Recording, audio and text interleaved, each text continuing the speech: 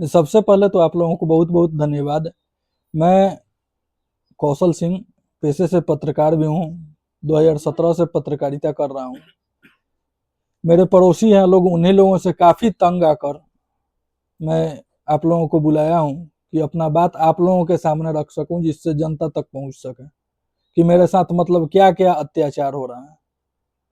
2018 में मेरे पटीदार हैं लोग रामेश्वर सिंह, विशेश्वर नाथ सिंह और गुणेश्वर सिंह। ये लोग मिल करके आपस में एक बंटवारा का मुकदमा नाम पे ये 5 कमरा हम लोगों के जिम्मे छोड़ दिए, बाकी टोटल अपने नाम पे करा लिए। जिसके बाद हम लोगों को जानकारी हुआ तो हम लोग एक दूसरा पार्टीशन शूट उन लोगों के साथ में उन लोगों को पार्टी बनाते हुए और उन लोगों के ऑर्डर को चैलेंज करते हुए हम लोगों ने पार्टीशन शूट दायर किया कोर्ट में, जो अभी चल रहा है। उसको चलने के बावजूद भी घर पे पूरा तोड़फोड़ किया गया है। जिधर मन किया जा रहा है उधर वो लोग निर्माण कार्य करवा रहा है, जिधर मन कर रहा है उधर तोड़वा दे रहा है लोग। अभी पीछे में देखिएगा 6-7 लैट्रिन बाथरूम था, तोड़ दिया लोग। अभी कल की बात है, मैं फोन से बात कर रहा था, अपने बथान के पास खड़ा था, तभी नवीन कुमार और उसके छोटा भाई प्रशांत, उसका पिताजी रामेश्वर सिंह आया लोग बाइक से और बाइक रोक करके और मुझे अंधाधुंध रॉड से हाथ में पिस्टल लेकर के मारना शुरू कर दिया लोग। इधर लगा नाक पूरा ये हो गया था, नाक में से खून गिर रहा था, हाथ फट गया। गांव के लोग थे, वही लोग छुड़ाए बचाए।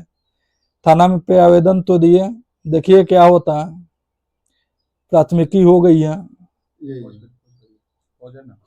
सबके साथ ही, मेरे ऊपर तथा मेरे घर के लोगों के ऊपर, या जो भी मेरे साथ में मेरा गवाह बन के जाता है, मेरा बेलर बन के जाता है, उसके ऊपर एक नया प्राथमिकी दर्ज की जाती है।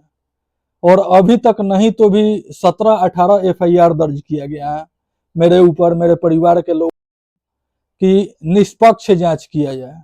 गांव में ग्रामीण स्तर पे गांव के लोगों से जांच किया जाए और जो सही है उसको सामने लाया जाए।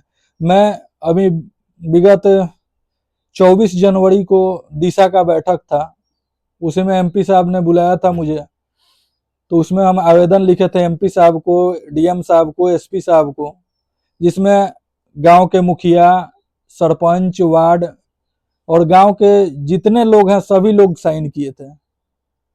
एमपी साहब ने उस पर अनुशंसा किया, मेरे सामने डीएम साहब को दिया आवेदन, लेकिन अभी तक उस आवेदन पे भी कोई जांच नहीं हुआ, अभी तक उस पर कोई कार्रवाई नहीं हुआ। उसके बाद मैं एसपी साहब को भी मिल करके आवेदन दिया, कोई उस पर ये नहीं हुआ। मुझे एक केस में जेल भेजा गया था 17 नवंबर 2025 को, जिस केस में मैं हाई कोर्ट के ऑर्डर के बाद थाना से बेल पर था और उसके बाद भी मेरी गिरफ्तारी हुई और मैं जेल गया। गिरफ्तारी बस इसलिए हुई कि मैं अपना हिस्सा बचाना चाहता था। बड़ा बाबू जो थे उनके द्वारा ये दिखाया गया कि हम गवाहों को, जो 457 2022 केस है उसमें गवाहों को धमका रहा हूँ, डरा रहा हूँ। उसमें ये चीज है उस केस में कि एक मेरा फोटो लगा करके एक आई कार्ड जनरेट किया गया है, जिसमें ये है कि मैं अपने आप को आईपीएस ऑफिसर बता रहा हूँ, जबकि मेरे पास से वो एफआईआर भी है, उसमें भी ये नहीं है कि मेरे पास से वो कार्ड बरामद हुआ है। एफआईआर में सीधे तौर पे ये है कि विशेश्वर नाथ सिंह ने अपने व्हाट्सएप नंबर इतना से थाना के सरकारी मोबाइल नंबर इतना पे भेजा। तो फिर मैं दोषी कैसे हो गया? उस केस को ट्रू भी कर दिया पुलिस ने, पुलिस के द्वारा केस को ट्रू कर दिया गया है, मेरी गिरफ्तारी हुई, उसी मामले में मैं जेल गया। अभी उसका टोटल अंतिम प्रपत्र जो होता है केस का वो मेरे पास है। इसमें जो पूर्व थानाध्यक्ष थे तरवाड़ा थाना के, जितमोहन कुमार, उनके द्वारा ये चीज दिखा करके मेरी गिरफ्तारी की गई कि मैं नवीन कुमार जो पड़ोसी हैं उनको और विशेश्वर नाथ सिंह को ये कह करके धमकी दिया हूं कि अगर आप लोग गवाही देंगे तो आप लोगों को जिंदा जला देंगे, मार देंगे, काट देंगे। तो उस भी आवेदन पे किसी तरह का कोई जांच नहीं हुआ। जिस दिन इलेक्शन था उस दिन का एक आवेदन है जो नवीन कुमार के द्वारा आवेदन दिया गया है,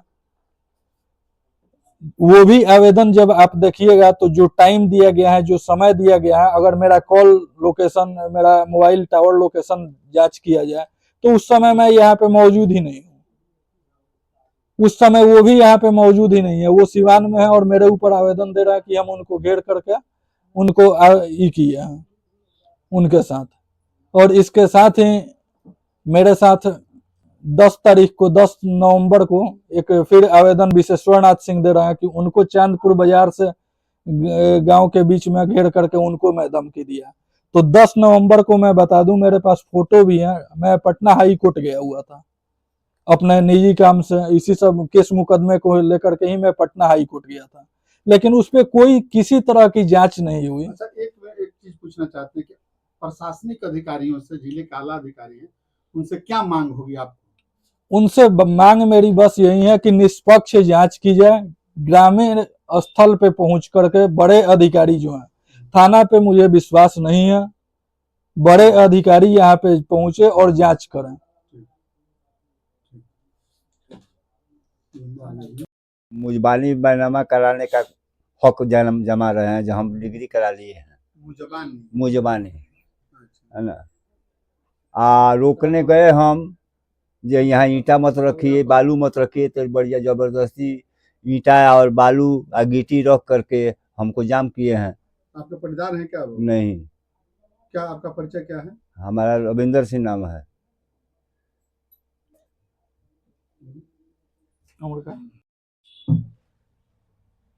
हम अमर सिंह बोल रहे हैं।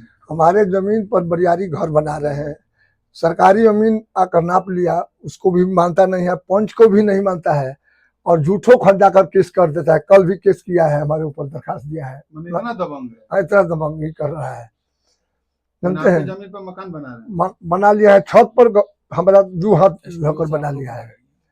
उसके बाद एसडीओ साहब बोले कि आप अमीनी कराइए, सीओ साहब से, सीओ साहब को रोक दिए कि अमीनी मत कराइए। उसका पहले 3 बार अमीनी हुआ है, सरकारी अमीन सीओ साहब कराए हैं जहाँ पिलर हला हुआ है। उसके बाद भी नहीं मानता है, कहते हैं, हम भी कहते हैं कि पंच बुला लो, पंच के सामने अमीनी करा लो, तुम्हारा पड़ेगा, हम छोड़ देंगे। तो हम पंच भी नहीं मानेंगे और पंच की यहाँ भी नहीं घूमेंगे, पंच भी नहीं मानेंगे, हम जमीन भी नहीं छोड़ेंगे। कल आया लोग आकर हमारे ऊपर 4 बजे केस किया लोग जाकर थाना में। पुलिस को आकर इंक्वायरी करना चाहिए कि हाँ झगड़ा हो, तो पुलिस भी नहीं आता है पूछने के लिए, उनका डर के मारे। बस इतने ही।